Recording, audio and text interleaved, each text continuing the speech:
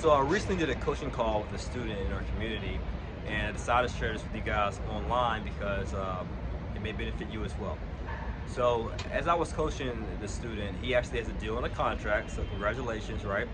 And he's in phase 3. So phase 3 is due diligence. That's where the rents and the expenses get verified, make sure they're up to snuff. In other words, that's when the property inspection is being conducted to make sure that everything from the roof to the crawl space has been inspected and it's in good working order.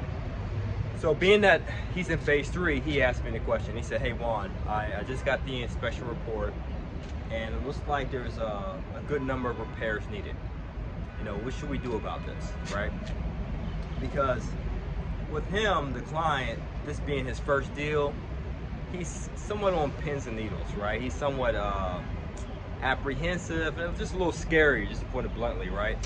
And I get it, right? When you're pursuing a new venture, let's say you got your first deal in the contract, it could be scary for some. Most people, they might be gung-ho in the beginning, yeah, let's get a deal, got in the contract, but then once you actually got it fully executed, you know, you signed it, the seller signed it, and it becomes legit, it can be scary, right? Especially after you get in a contract, you start verifying the numbers, you start doing the due diligence, and it's like, oh snap, should I back out? I'm scared. But don't be scared, all right? It's just part of the game, all right? But this is what he and I discussed on this coaching call. I basically share with him, okay, yes, there are a list of repairs that are needed. We get it, okay? But there's 3 things we need to consider if you should do this deal or not, or 3 things that I definitely want you to jot down, okay? And if you're in that situation in which you might have a property under due diligence, and these are pretty much the 3 options you have as well, so I highly recommend you getting a pen and pad as well. All right, here we go. The first thing I said for him to do, and this is in order of priority, I said the first thing we want to do with this long laundry list of repairs, we want to negotiate cash back at closing for those repairs. Okay, so after he got his official property inspection report, we then have a contractor, or we use some online resources to help give us a repair estimate of how much the repair should cost. And we want to make sure when we present the list of repairs to the seller for negotiation purposes that we list these repairs at top dollar amount, because the seller may want to negotiate, right? He may want to say, oh, well, it's 10,000 repairs, I'll be fine with 7. And let's say 7,000 is that magic number that we need to get all the repairs fixed, okay? And if we're able to negotiate 10,000, leave with that, and he actually accepts it, but we only need $7,000 to do the repairs, and that's great. That's a $3,000 difference that we can put in our pocket. That's less money we can bring to the closing table. So it's still good. So that was the first thing I shared with the coaching client. Number 1, negotiate to get cash back at closing with a little higher amount that's needed to do the repairs. And make sure you have that inspection report with the repair bid from your contractor or online resources as evidence to substantiate your claim for cash back at closing. I'm trying to use a big word here, substantiate. All right, so there's the second thing, right? The second thing I shared with the client was, now, if the seller does not want to provide a credit, he or she may counter with them doing the repairs, because they might think of it this way, like they might know how to be handy around the house, or they might have their own team members who can work with them. Their cousin might be a contractor or a plumber or electrician or what have you, and they think in their head it'll be more cost effective for them or their team to do the repairs instead of giving you cash back at closing. So they may try to negotiate that. Now with that option, it is okay, don't get me wrong. If the seller's willing to do the repairs him or herself or their team, that's fine, but just make sure you go over and inspect the work. Not you per se, because you might not be skilled or trained or have the right eye for repairs to make sure they're done in an efficient manner, but at least somebody on your team, let's say a contractor, to go back out there to verify the repairs was done in a quality fashion. Okay, because that had to happen to me, where I bought a property during due diligence. I had this big old yacht over here. During due diligence, I was I was taking a look at the repairs, and the seller said, hey, I'll fix it. And lo and behold, he fixed it all right, but he did a shoddy job, right? Just to put it nicely, shoddy. What does that rhyme with? But he did a shoddy job to the point where it wasn't as quality, right, that it should have been.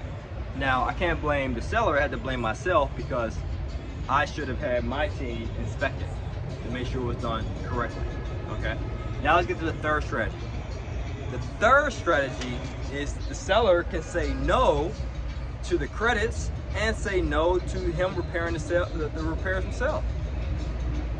And you might be thinking, why on earth, Juan Pablo, would anyone entertain the third option? I exercised the third option on 2 deals that I can recall. One deal was a 6-unit. I was buying this for partners. Now, the 6-unit, I was being extremely assertive, extremely aggressive with negotiating the purchase price down.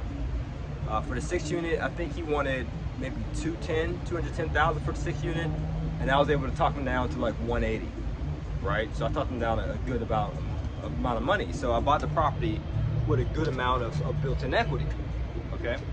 Now, once we got under contract and we did the property inspection, we found out that the deck, right, the balcony on the property, it was unsafe, and it definitely needed to be repaired.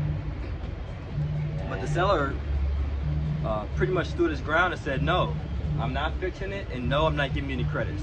He said, because you guys sweated me, so to speak, to put it nicely, on the purchase price. So you guys, I know you guys got this property at a good discount. You're taking it as is that you want to move forward. But I'm not giving you any credits, and I'm not fixing it. So my partners, you know, them being somewhat novices, right? They're thinking like, oh man, they don't get no credits. That's not cool. He knows that he should give us some credits. You know what? Let's go ahead and back out of this. Let's not move forward with this deal. And I said, hey partners, just remember, we got this property with about 30,000 built-in equity, and we got the repair estimate to fix this this balcony will cost around $5,000 bucks. And we have a reserve of like 10% of the cash flow goes towards maintenance. We can slowly but surely save up to pay off this repair for the deck. Because we spoke with the city inspector, and they says, okay, if you're buying this property, the deck needs to be repaired by this date and time in the future. So we had time to save up from the maintenance reserves to pay for that expense. And that's what we did. So that's the same thing I shared with the client. And so I said, hey, well, these are the 3 options that we can entertain. Order of priority. Let's first start the negotiations, cash back at closing, baby. Number 2, have the seller fix it when we inspect the work and make sure it's done correctly. Or 3, continue with the deal if it still works. Now, if the property is in horrible shape and the numbers don't work and it's too costly and too long to do these repairs to the point that it eats up the cash flow, then of course you'll exercise the 4th option, which is back out the deal, right? But I'm just showing you the 3 options if you want to move forward with the deal. Now, if you're curious to know about the process of how to close on a deal from A to Z, right now we just talked about phase 3, and that's part 1 of phase 3. There's 3A and 3B. 3A is the financial due diligence, but we just talked about in this video 3B, which is the physical. But if you're interested in knowing the whole phases of the cash flow cycle or multi-unit operating system, then what you have to do, my friend, is just check the link below to learn more. We have a free training. We'd love for you to get access to it, and we'd love to speak with you to see how we can help. As always, guys, it's to your success. We're a resource. Continue to earn passively, live passionately.